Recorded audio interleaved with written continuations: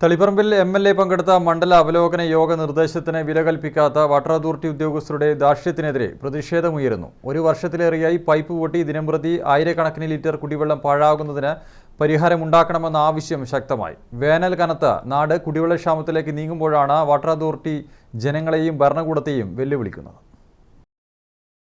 വേനൽ കനത്ത് നാട് കടുത്ത ജലക്ഷാമത്തിലേക്ക് നീങ്ങുമ്പോഴും ലക്ഷക്കണക്കിന് ലിറ്റർ ശുദ്ധജലം പാഴാക്കി തളിപ്പറമ്പിലെ വാട്ടർ അതോറിറ്റി.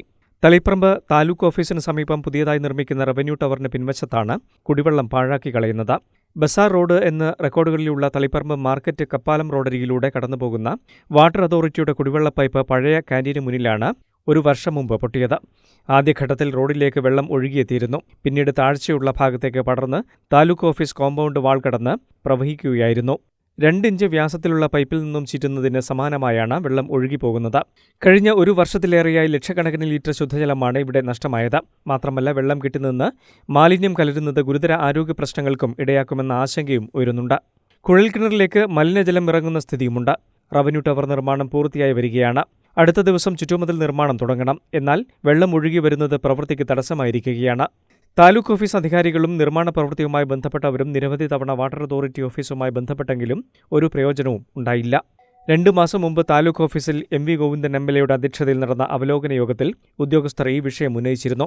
യോഗത്തിൽ പങ്കെടുത്ത വാട്ടർ അതോറിറ്റി ഉദ്യോഗസ്ഥരോട് എത്രയും വേഗത്തിൽ ചോർച്ച പരിഹരിക്കണമെന്നാവശ്യപ്പെടുകയും അടുത്ത ദിവസം തന്നെ ചോർച്ച പരിഹരിക്കുമെന്ന് ഉറപ്പു നൽകുകയും ചെയ്തിരുന്നു. എന്നാൽ ഇതുവരെ അതിനുള്ള നടപടിയുണ്ടായിട്ടില്ല. നഗരപ്രദേശമായതിനാൽ മുഴുവൻ സമയവും ജലവിതരണം ഉണ്ടാകാറുണ്ട്.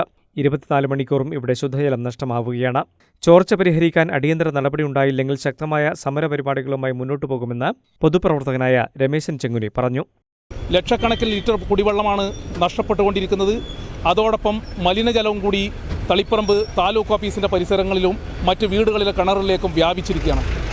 അവിടുത്തെ അവലോകന യോഗത്തിൽ MLA അടക്കം ഈ വാട്ടർ അതോറിറ്റിക്കാരോട് അത് അടക്കണം എന്ന കാര്യം പറഞ്ഞിട്ട് പോലും അത് അവഗണിക്കുന്നു. തഹസിൽദാറും വില്ലേജ് ഓഫീസർ പോലും അഭ്യർത്ഥിച്ചിട്ട് പോലും വാട്ടർ അതോറിറ്റി അത് അവഗണിക്കുകയാണ്.